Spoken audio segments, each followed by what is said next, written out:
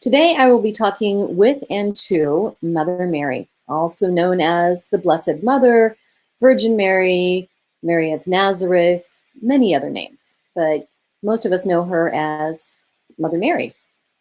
So Mother Mary called me to do this from my home rather than from the office.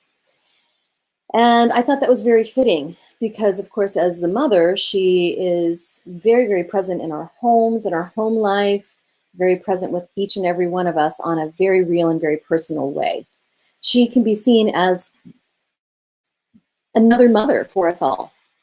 So even though not much is known about her, we do see her as this very motherly figure. And I'll be reading from Doreen Virtue's book, Archangels and Ascended Masters, about what she has to say about the Blessed Mother. Mary's historical data isn't well known, as the four Gospels do not describe her in much detail.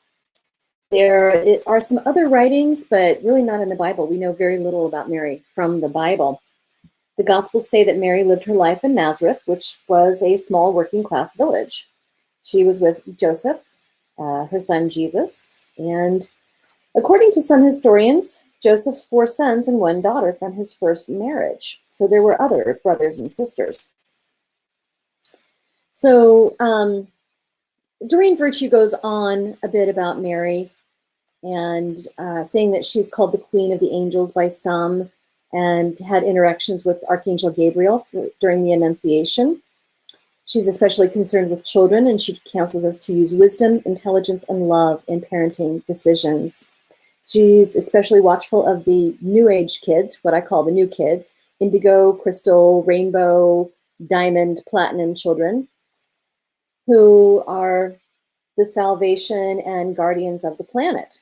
Mary will assist anyone whose life purpose involves helping these young ones, and she will open doors to child advocates.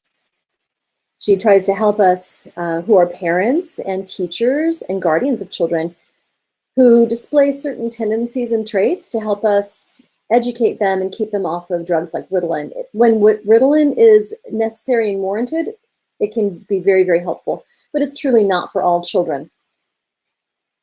So other things that Mother Mary can help us with are adopting children, all issues concerning children, support for children and those who help children, fertility, healing of all types, and mercy.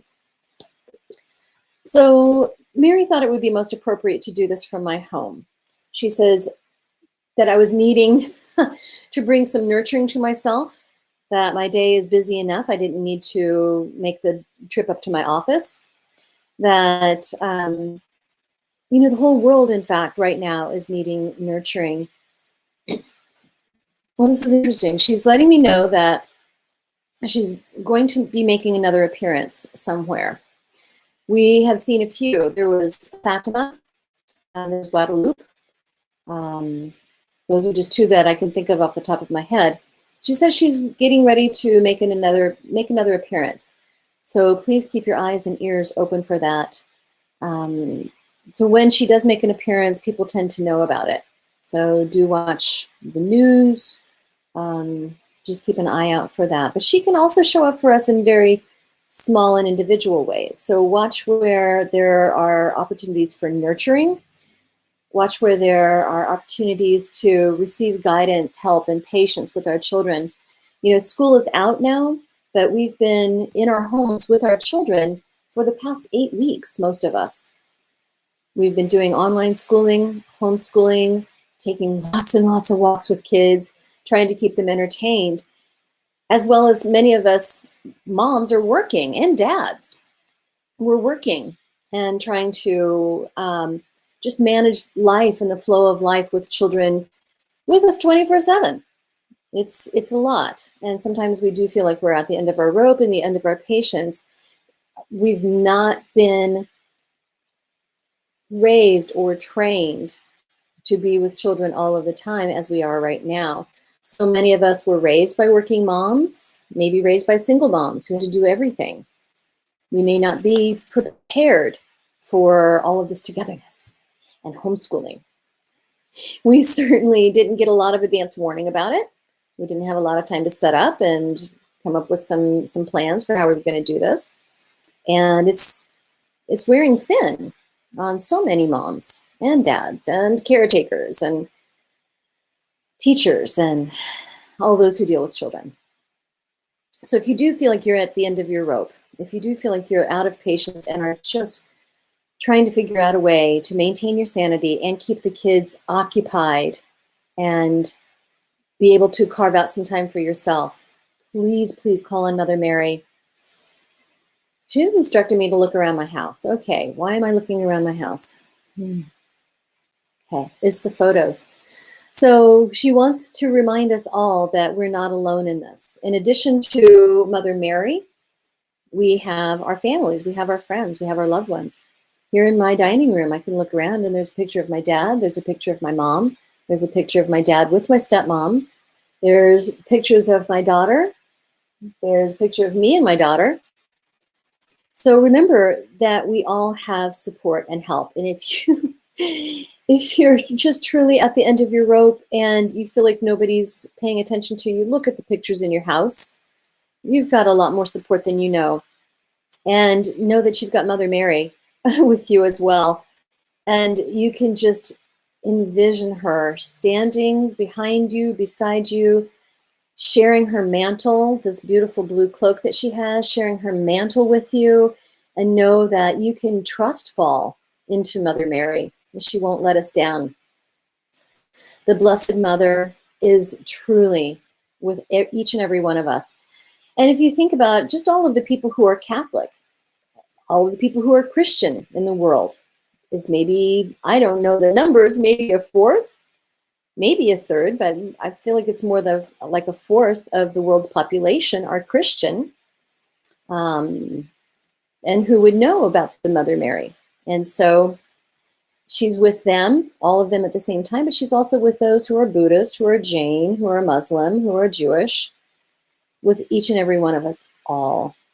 So we can all tap into that nurturing quality, that child rearing and child raising wisdom. She's also wanting to let me know, she says, I was a young mother. I was a single mother when I found out I was pregnant. She says, I was not prepared.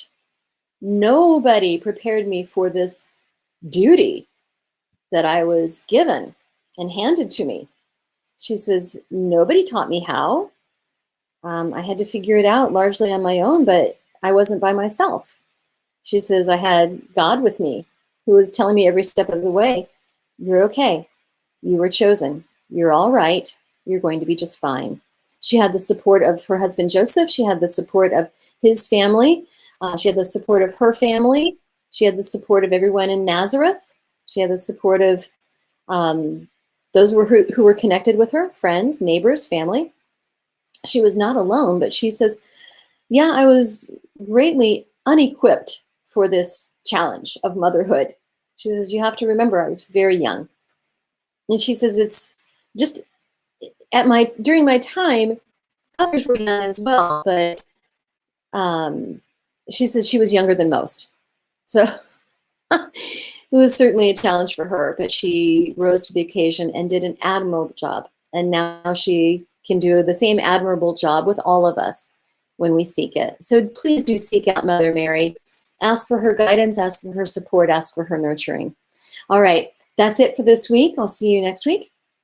Be well. Oh, and before I sign off, I would like to tell you that if you would like to vote on who I cover in these weekly angel connections that I'm doing each week of 2020, then you can subscribe to the Facebook group Radiate You. I will put instructions in the show notes for you.